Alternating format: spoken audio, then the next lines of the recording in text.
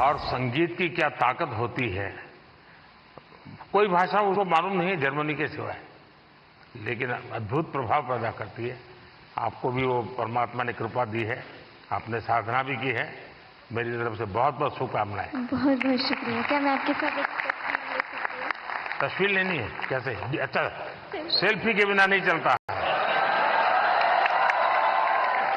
आज रात से मिले, मुझे बहुत खुशी हुई। बहुत बहुत शुक्रिया, धन्यवाद।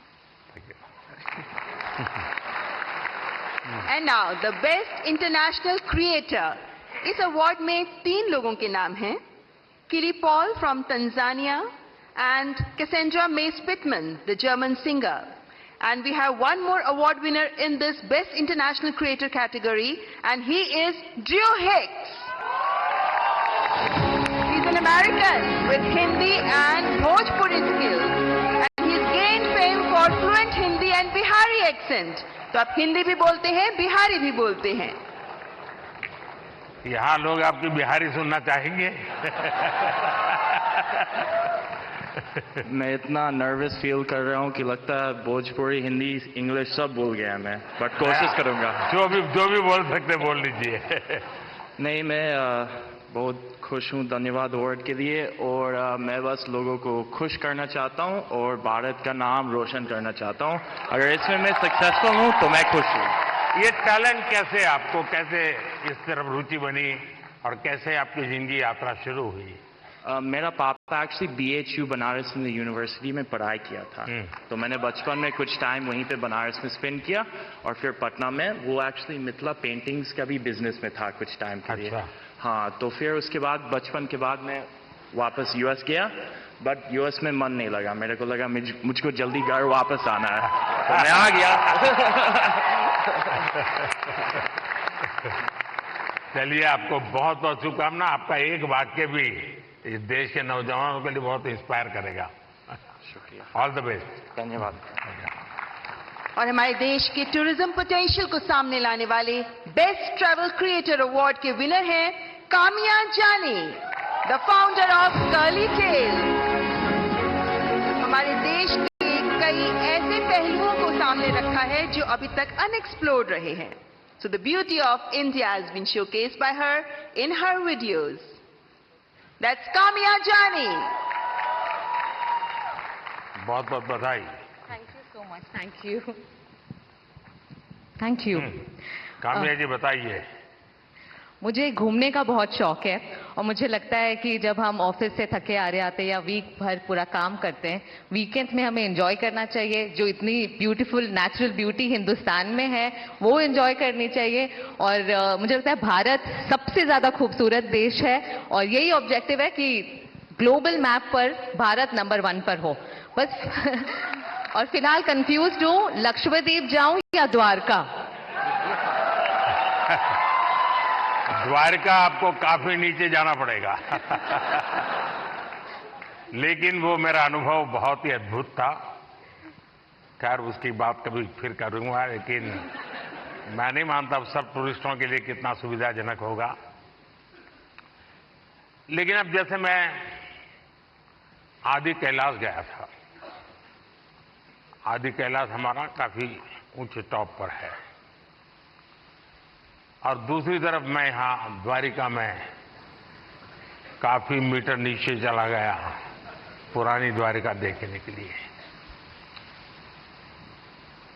आप ये जब भारत की इन धरोहर का परिचय करवाती हो, तो मैं एक विषय, 2 विषय लेकर इन दिनों चल रहा हूं। उसमें आप जो क्रिएटर्स होते हैं मदद कर सकते हैं।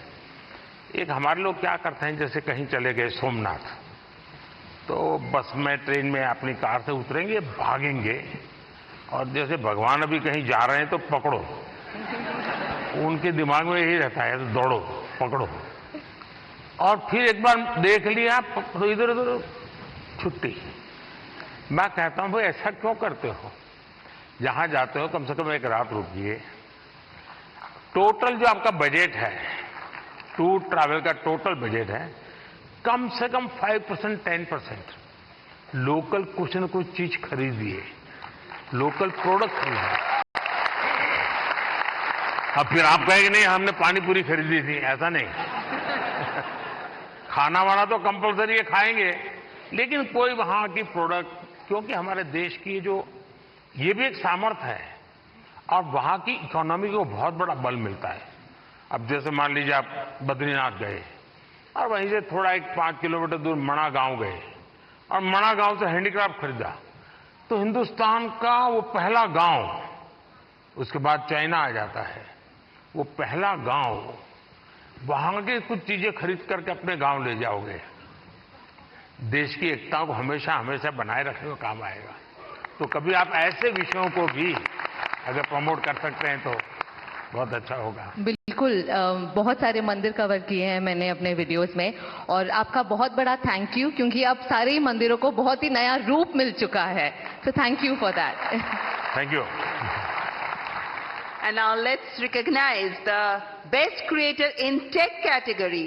और इसके विनर हैं टेक्निकल गुरुजी के नाम से जाने जाने वाले गौरव चौधरी। आपका पहला टेक चैनल है जो 1 करोड़ सब्सक्राइबर्स के मार्क को क्रॉस कर गया, and you even covered UPI in Paris. That's Gaurav Chaudhary.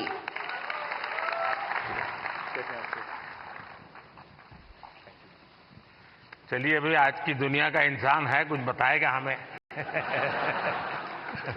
तो चलिए शुरू करते हैं।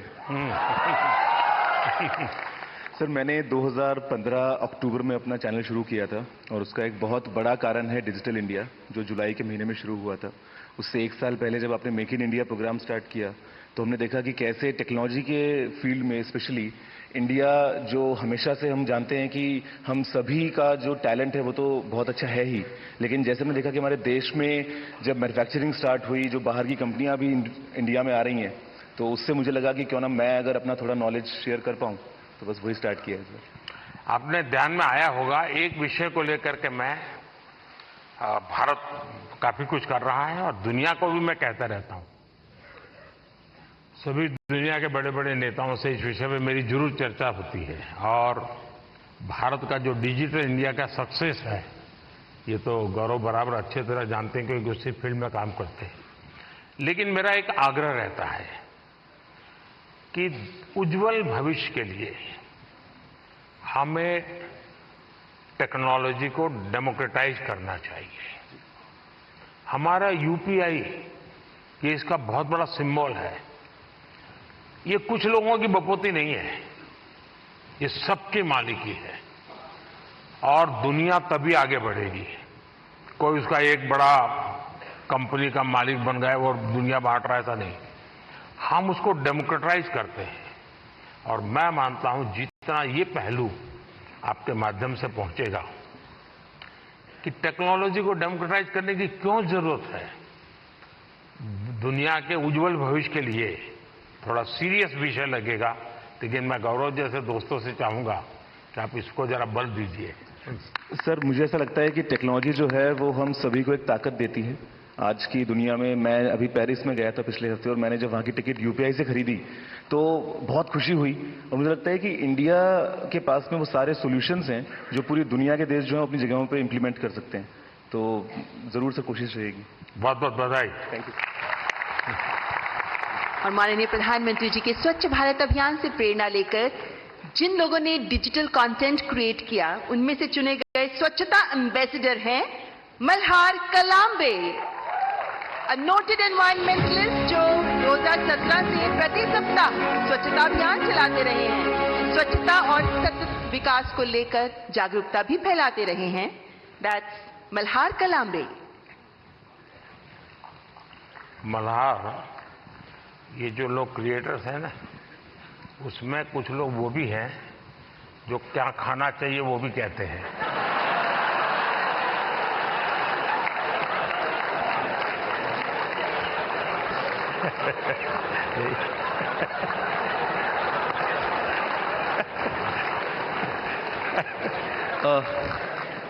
इस पुरस्कार के लिए शुक्रिया। मैं बेसिकली एनवायरमेंटलिस्ट हूँ। हम पिछले 6.5 साल से मुंबई में स्वच्छता मुहिम चला रहे हैं, आप ही से प्रेरणा लेके। पिछले 6.5 सालों में उन्होंने 500 से ज़्यादा क्लीनअप ड्राइव्स ऑर्गेनाइज की है, 80 लाख किलो से ज़्यादा कचरा मुंबई से साफ किया है। बट इतने सालों में मैंने एक चीज़ देखी है कि लोगों को कचरा उठाने में शर्म आती है, लज्जा लगती है। कई लोगों ने मुझे कचरे वाला तक कहा है, बट मैं एक चीज में विश्वास रखता हूं कि अगर देश साफ करना है तो हाथ तो गंदे करने पड़ेंगे। Thank you.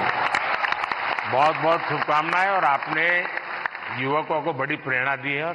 अच्छी अच्छी सेलिब्रिटीज उनके साथ जुड़ती हैं, काफी मेहनत करते हैं और नियमित रूप से करते हैं, ऐसा नहीं टोकनिज्म करते हैं। और उन्होंने एक वातावरण बनाया है। मैं आपको बहुत बधाई देता हूं, लेकिन फिर भी मैं चाहूंगा थोड़ा बट सर मैं एक चीज कहना चाहूंगा, अपने अंकित भैया के साथ लास्ट ईयर स्वच्छ भारत दिन के दिन क्लीन अप किया था। ये मेरी भी एक इच्छा है कि कभी आपके साथ क्लीन अप कर पाऊं। वाह, थैंक यू। you। जरूर जरूर मौका मिलेगा। और हमारी हर प्रकार की सफाई में काम आ सकता है। इस चुनाव में भी सफाई होने वाली है।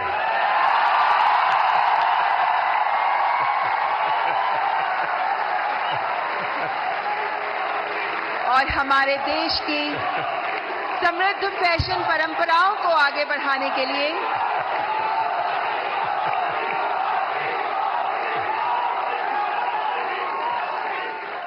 The next category heritage fashion icon award, और इस अवार्ड के विनर हैं जहानवीर सिंह। आप पूरी तरह भारत के पारंपरिक फैशन को आगे बढ़ा रही हैं, जिनमें भारतीय साड़ियां भी मौजूद हैं। Spirituality, Bhagavad Gita, heritage fashion पर आप काम करती रही हैं। दैट्स जहानवीर सिंह। लो बाबा, पैर मत छूइए। बहुत बहुत बधाई आपको। और दुनिया में भारत की चीज, क्योंकि टेक्सटाइल मार्केट फैशन के साथ ही जा सकता है, वो अकेला नहीं जाता है आजकल, क्योंकि रेडीमेड ब्रांड का जमाना है। और आप बड़ी मदद कर रही है, कुछ सुनाइए लोगों को। बहुत बहुत धन्यवाद। मेरा नाम जानवी है और सबसे पहले बहुत धन्यवाद इस पुरस्कार के लिए।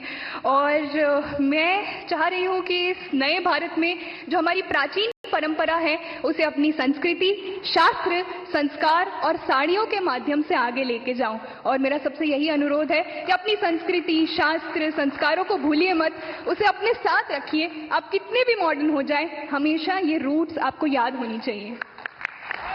एक है अब दुनिया में रेडीमेड का जमाना है जी। और मैं मानता हूं कि हमने इस प्रकार किसी को अगर गाइड कर सकते हैं, आप जैसे लोग गाइड कर सकते, जैसे अब साफा कोई मानता नहीं, रेडीमेड आता है पहन लेता है, फोटो वोटो निकल जाती है। धोती मानता नहीं कोई, रेडीमेड आता है पहन लेता है। भारतीय जो वेश है उसमें भी साड़ी कठिन काम है पहनना। अगर उस आ रहा है थोड़ा बहुत, लेकिन मैं समझता हूं वो जितना ज्यादा प्रमोट होगा, दुनिया में बहुत बड़ा मार्केट बनने वाला है। तो उस दिशा में कैसे आप लोगों को इंस्पायर कर सकती है? मुझे लगता है हमारे देश में बहुत अलग अलग प्रकार के टेक्सटाइल्स हैं और उसको अपने वीडियोस से मैं प्रमोट करती हूँ। उसका पहनावा कैसा है, उसकी बुनाई कैसे की जाती है, टेक्सटाइल कैसा है, तो उसको आगे ले जाने का प्रयास है वीडियोस के माध्यम से, ताकि लोगों को पता चले कि हमारे भारत में इतने अलग अलग टेक्सटाइल्स और इतने सुंदर प्रिंट्स, वेराइटीज हैं जो हमें देश के सामने लानी चाहिए। और भारत एक सबसे सुंदर देश है और उसकी विरासत, उसकी परंपरा, संस्कार, संस्कृति, हर एक चीज बहुत सुंदर है। तो मेरा यही प्रयास है कि मैं उसको आगे लेके जाऊं। देखिए, भारत फैशन की दुनिया में लीडर रहा है। बहुत लोग हैरान हो जाएंगे अगर आज लोगों को लगता है मिनी स्कर्ट ये आधुनिकता की निशानी है, या पर्स ऐसे लटकाती है बहनें। आप अगर कोणार्क जाएंगे, सैकड़ों साल पुराने मंदिर का जो मूर्तियां बनी हैं, उसमें आपको एक मूर्ति वो भी दिखेगी जिसमें मिनी स्कर्ट पहना है बेटी ने और हाथ में पर्स है, ऐसे लटक रही है। यानी सैकड़ों साल पहले फैशन का वो नॉलेज यहां पर पत्थर तराशने वाले को भी था। यानी भारत की इन विविधताओं को हम दुनिया में ले जा सकते हैं। बहुत बहुत बधाई आपको। बहुत बहुत धन्यवाद। सर। और बेस्ट क्रिएटिव क्रिएटर फीमेल की श्रेणी में पुरस्कार प्राप्त कर रही हैं श्रद्धा, जिन्हें मशहूर है अय्यो श्रद्धा के नाम से। आप अलग अलग भाषाओं में कॉमेडी प्रस्तुत करती हैं, हास्य कलाकार। दैट्स श्रद्धा। यो श्रद्धा से मेरा दोबारा मिलने का मौका मिला है। बहुत बहुत बधाई। बहुत बहुत धन्यवाद, बहुत बहुत धन्यवाद। बहुत धन्यवाद इस पुरस्कार के लिए। और ये पुरस्कार ये एक्नॉलेज करता है कि जो लोग घर में एक स्मार्टफोन के जरिए कंटेंट बनाते हैं वो भी एक स्किल है। ये एक्नॉलेज करता है ये पुरस्कार। इसका बहुत बहुत बहुत धन्यवाद। देश में अक्सर सामाजिक, राजनीतिक, औद्योगिक वजहों से परिस्थिति काफी गंभीर हो जाती है। मेरी कोशिश ये रहती है कि इसमें अगर एक ह्यूमरस पॉइंट ऑफ व्यू या हास्य रस मिलाया जाए तो एक पॉजिटिविटी फैलाई जा सके। जो भी परिस्थिति हो, आई थिंक हमारे देश के लोग इतने प्यारे हैं कि परिस्थिति कितनी भी गंभीर हो, हम हर चीज में मुस्कुराने की वजह ढूंढ लेते हैं। और मैं अपने कंटेंट से ये वजह दर्शाने की कोशिश करती हूँ। बहुत बहुत धन्यवाद, बहुत धन्यवाद। देखिए, बाजार से सब्जी कितनी बढ़िया क्यों ना लाए, उसमें जब तक तड़का नहीं लगता है ना, टेस्ट नहीं आता है। तो ये हास्य की चीजें जो है वो तड़का का काम करती है जिंदगी में। और आज आपकी स्पॉन्टेनिटी ने सबको फ्लोर कर दिया है। Thank you, thank you so much. Thank you, thank you, thank you. And now let's recognize the best creative creator male, RJ Raunak, जो अपने प्रैंक के लिए जाने जाते हैं, अपने ह्यूमर, अपनी आवाज के लिए जाने जाते हैं और अलग अलग टॉपिक्स पर बेहतरीन डिजिटल कंटेंट तैयार करने वाले आरजे रौनक। क्या आरजे, कैसे हो भैया? बहुत बढ़िया। रौनक ने ही आरजे नाम पॉपुलर कर दिया। सर, मुझे लगता है कि आपने भी रेडियो को पॉपुलर कर दिया, तो उसके लिए बहुत बहुत धन्यवाद। और अक्सर जब मैं रेडियो में प्रोग्राम करता हूं और लोगों से रेडियो के बारे में बात करता हूं, और मुझे अच्छे से याद है जब मन की बात प्रोग्राम शुरू होने वाला था, तब हमने यही कहा था कि हमारी इंडस्ट्री में और एक व्यक्ति आ रहे हैं। हमने इतने सालों से काम किया, लेकिन शायद वो फर्स्ट डे से ही सारे रिकॉर्ड्स तोड़ देंगे, तो उसके लिए बहुत बहुत धन्यवाद। बहुत बहुत बधाई आपको। Thank you Modi ji. और सारी रेडियो फ्रेटर्निटी की तरफ से मैं आपको धन्यवाद कहूंगा, क्योंकि शायद यहाँ पर रेडियो का मैं इकलौता हूँ आपके अलावा जिसको ये अवार्ड मिल रहा है। सो यहाँ बहुत लोग होंगे जो भी दुनिया में होंगे, और मैं पक्का मानता हूँ कुछ लोग तो अपने गीत खुद ही रिकॉर्ड करते होंगे, फिर खुद सुनते होंगे, और घर में अगर माँ गुस्सा करती है तो सुनाते होंगे।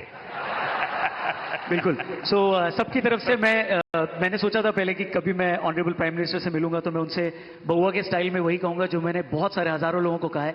सो नमस्ते सर, मैं बउआ बोल रहा हूँ। बहुत बहुत धन्यवाद सर। थैंक यू भैया। And now moving on to the best creator in food category, and the award goes to Kavita's Kitchen. एक हाउसवाइफ जो बन गई digital entrepreneur. She has played a vital role in celebrating the rich culinary heritage of India.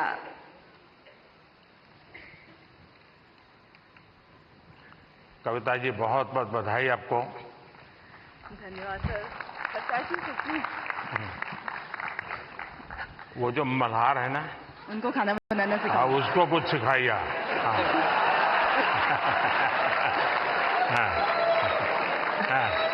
Sir, धन्यवाद इस पुरस्कार के लिए।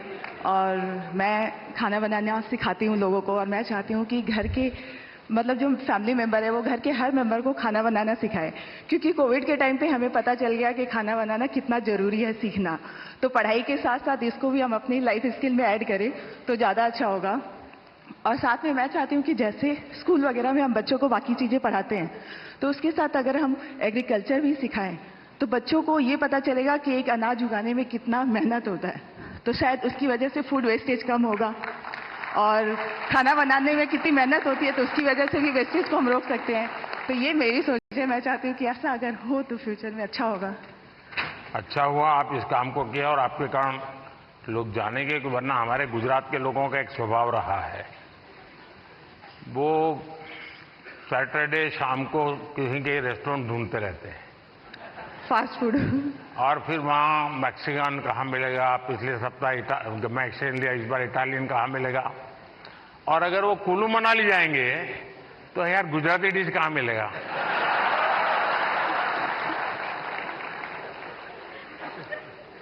खैर, लेकिन आपने देखा होगा हमने 2023 को इंटरनेशनल मिलेट ईयर के रूप में दुनिया में पॉपुलर किया। हमारे यहाँ परंपरागत रूप से मिलेट खाया जाता था, लेकिन आज हमारे डाइनिंग टेबल पर से वो खो चुका था, फिर से आ रहा है। उसके लिए क्या कर सकते हैं? और दूसरा, खाने में बनाने के तरीके, दिखने का तरीका, लेकिन उसके साथ साथ अब न्यूट्रिशनल वैल्यूज की अवेयरनेस, उसमें आप क्या कर रही हैं? मैं कहना चाहूंगी कि जैसे बच्चे, उनको फैंसी फूड पसंद होता है, तो अगर हम उसमें ज्वार, बाजरा, रागी ये सब फ्लोर मिला के, जैसे मैं सुबह दूध की मलाई बचती है तो उसमें बनाना मैश करके डाल देती हूँ, थोड़ा रागी, ज्वार फ्लोर, काजू, किशमिश क्रश करके, और इसके छोटे छोटे ऐसे पैनकेक बना देती हूँ। तो बच्चों को पता नहीं चलता, उनको लग रहा है कि बहुत मीठा है और अच्छा है। तो बच्चों के स्वाद के हिसाब से हमें खाने में थोड़े चेंजेस करने पड़ेंगे। और ये जो मिलेट है वो हम अपनी लाइफ में आजकल डाइटिशियन, डॉक्टर सब बोलते हैं कि मिलेट्स खाना हमारे लिए अच्छा है, और हम वापस उसी जनरेशन में जा रहे हैं जहां से हम शुरू किए थे। मैं अभी यूएस में, मुझे निमंत्रित किया गया था, तो व्हाइट हाउस में बहुत बड़ा डिनर था, सबके लिए वेजिटेरियन था, और सरप्राइजिंगली 80% डिश मिलेट्स की थी व्हाइट हाउस में। तो मिलेट हम सबको अपने फूड में इंक्लूड करना चाहिए। और ये आपकी बात सही है कि बच्चों को उसमें रुचि बननी चाहिए। मैं याद है, खैर मैं बच्चा नहीं था तब, मैं ताइवान गया था बहुत साल पहले, तब तक मैं मुख्यमंत्री भी नहीं था, और मेरा कोई 10 दिन का वहाँ कार्यक्रम, वहाँ की सरकार ने मुझे बुलाया था। अब मेरे यहाँ से गया आइटनरी के साथ, no fish, no eggs, no meat, सब no no no no no. तो उनके लिए परेशानी थी, खिलाए क्या उसको? तो फिर मेरे साथ जो उनके कोऑर्डिनेटर थे, उन्होंने कहा कि साहब यहाँ एक बुद्धिस्ट रेस्टोरेंट है जो वेजिटेरियनिज्म को प्रमोट करती है, तो हमने आपके लिए वहाँ तय कर लिया है, आप, क्योंकि और कहीं पर भी आपके लिए वेजिटेरियन मिलना मुश्किल हो जाएगा। तो मैंने कहा चलिए, आपकी बहुत बड़ा धन्यवाद करता हूँ, आपने मेरी सेवा की। अब मैं गया, सब मैंने देखा, उन्होंने शोकेस किया हुआ था ऑर्डर देने के लिए, मैं देखते ही चौंक गया, क्योंकि किसी को दिखता था चिकन जैसा, कोई दिखता था फिश जैसा, कोई मटन की सारी चीजें दिखती थी। मैंने कहा यार तुम यहाँ कहाँ ले आए मुझे, ये तो सब नॉन वेज है। तो फिर मुझे उन बुद्धिस्ट जो लोग थे उन्होंने समझाया कि साहब यहाँ के लोगों को वेजिटेरियन की तरफ ले जाने के लिए हम वेजिटेरियन चीजों का शेप ऐसा बनाते हैं ताकि वो मेंटली पहले प्रिपेयर हो। और आप भी कभी ताइवान जाए तो आज भी वो रेस्टोरेंट है। खैर मैं तो उसको देख कर के राम राम करके वापस आया।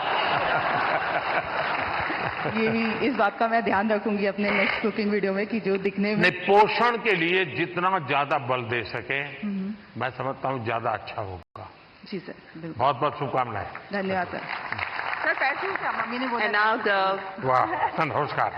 Thank you sir. ओहो, धन्यवाद। and now the best creator in the education category, और क्या इस रूपाली? पुरस्कार के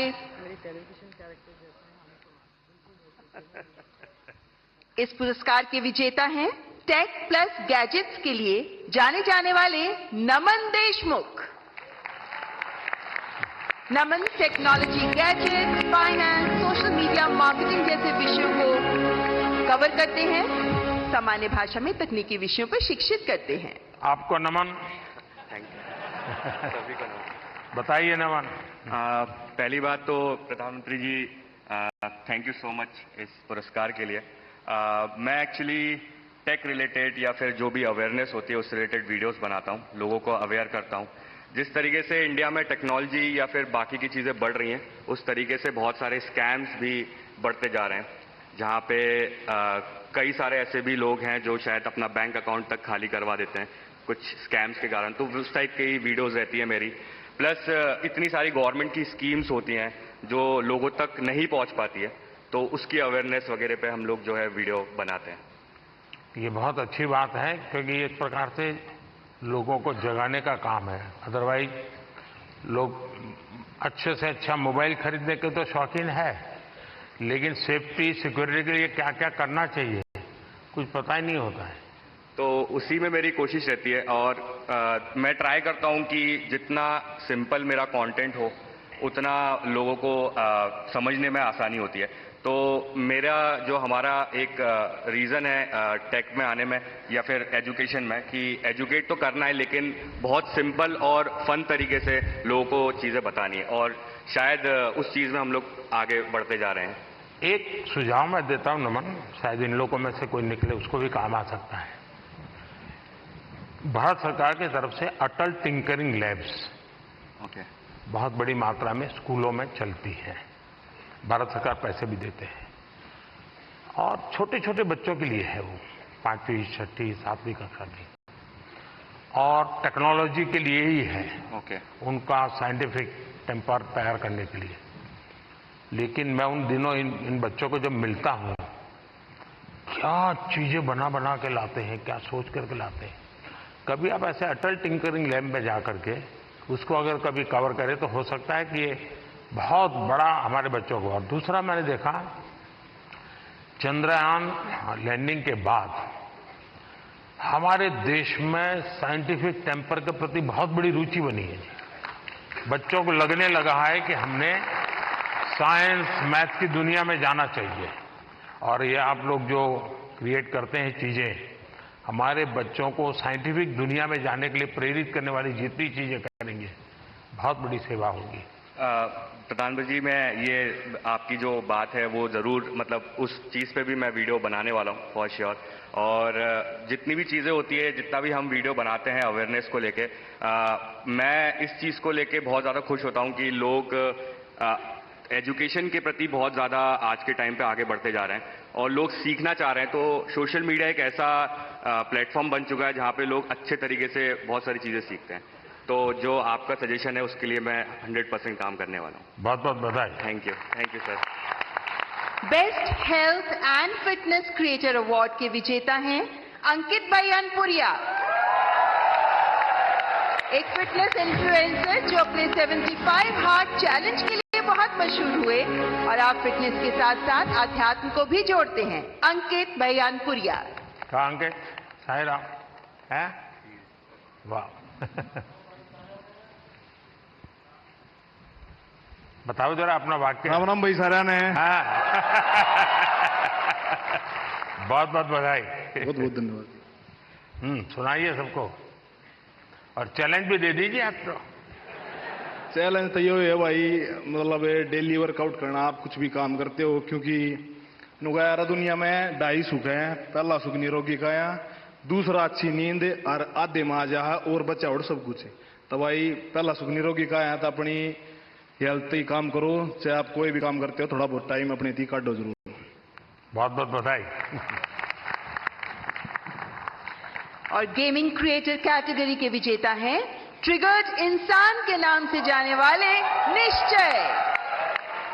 आप यूट्यूबर हैं, लाइव स्ट्रीमर हैं, गेमर हैं और आपकी कमेंट्रीज के लिए बहुत फेमस हैं। निश्चय, बहुत बहुत बधाई। Thank you sir, thank you. सुनाइए, कुछ ट्रिगर हो जाए।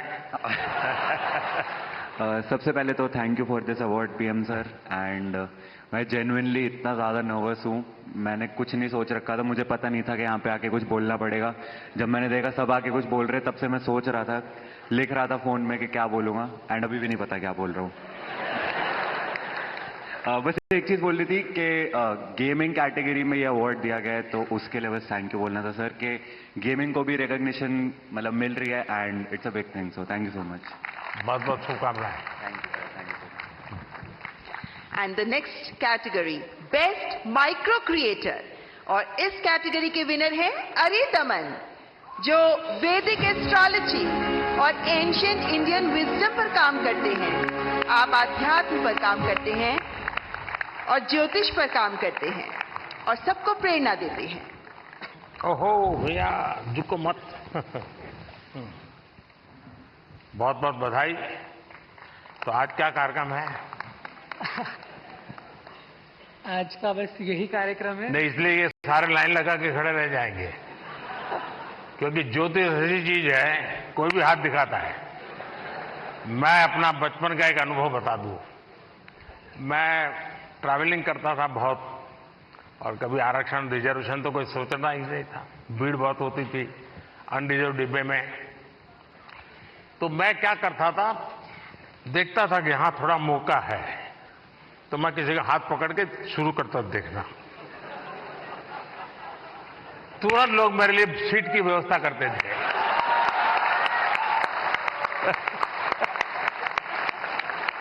आइए आइए बैठिए, अब आप बताइए। लक्ष्मी हयवदन परब्रह्मणे नमः। सभी को मेरा सादर नमस्ते।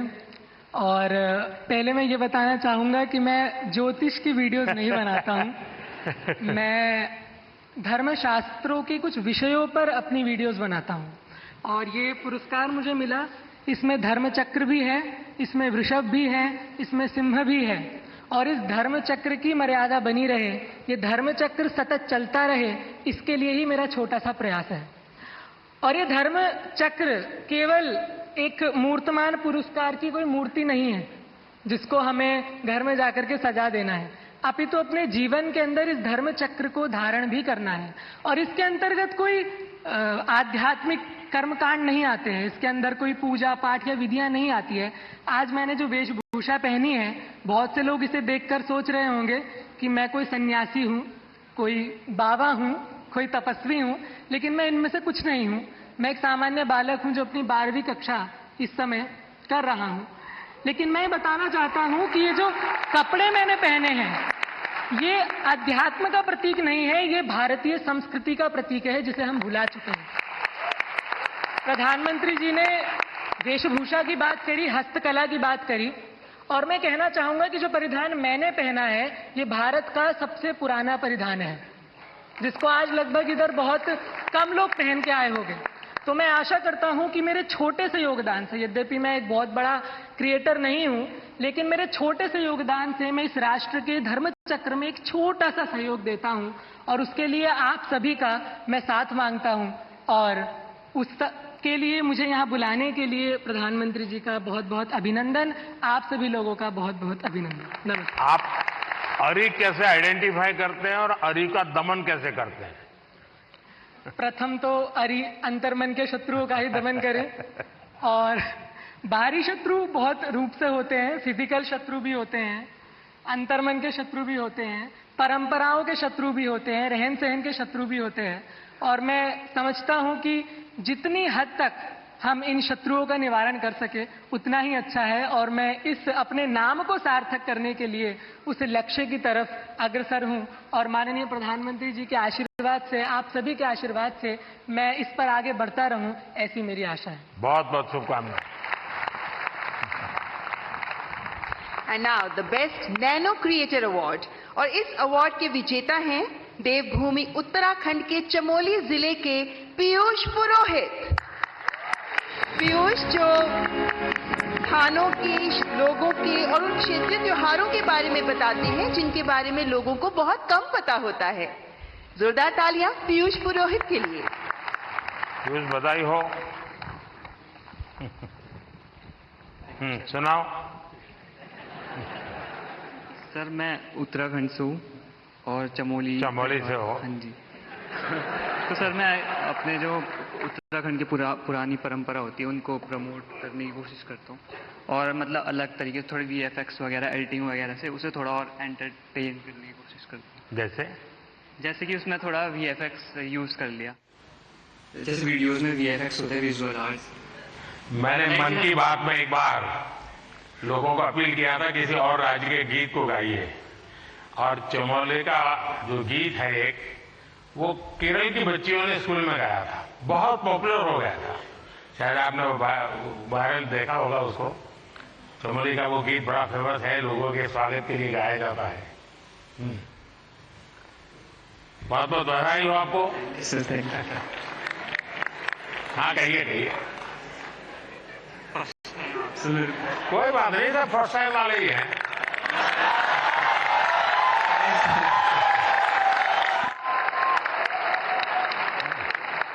Thank you sir, thank you. जय देवभूमि, जय उत्तराखंड। चलिए बहुत धन्यवाद। और नेशनल क्रिएटर्स अवार्ड्स की आखिरी श्रेणी, बेस्ट सेलिब्रिटी क्रिएटर अवार्ड और ये अवार्ड दिया जा रहा है अमन गुप्ता को। एक उद्यमी के तौर पर अपनी सफलता और अपने इनोवेटिव बिजनेस स्ट्रैटेजीज के लिए मशहूर शार्क टैंक इंडिया में भी शामिल अमन गुप्ता। अमन, बहुत बहुत बधाई हो। सर, आप तो अब सक्सेसफुल है अपने जीवन में भी और दुनिया को भी दिखा रहे हो, जरा बताइए। तो सर 2016 में जब startup India stand up India आया था, हमने अपनी कंपनी स्टार्ट करी थी सर। बोट तो जब हमने स्टार्ट करी थी तो लोग बोलते थे कि ये क्या कर लेंगे, ऐसा छोटा सा ब्रांड है, कुछ नहीं कर पाएंगे। और आज सर 2024 7 साल बाद sir we are world's second largest sir, विश्व second largest audio brand sir. 2021 में सर कोविड आया सर, हमारा सारा सामान इंडिया के बाहर बनता था सर। 2021 में आपने मेक इन इंडिया स्टार्ट किया सर, यहाँ पहन के घूमते हैं सर प्राउडली हम। और सर आज की time sir 70% of our products are now made in India sir. तो सर अभी अगला हमारा बस यही विजन है सर कि इंडिया से कोई ब्रांड, अच्छा ब्रांड इंडिया से बाहर जाए। और जैसे यहाँ पे जब कोई फिरंगी प्रोडक्ट आता है और लाइन लगती है, हम चाहते हैं फिरंगी भी हमारा प्रोडक्ट लाइन लगा के खरीदे सर। बहुत बहुत बधाई। बहुत बहुत बधाई। Thank you sir. Thank you. बहुत बहुत आभार माननीय प्रधानमंत्री।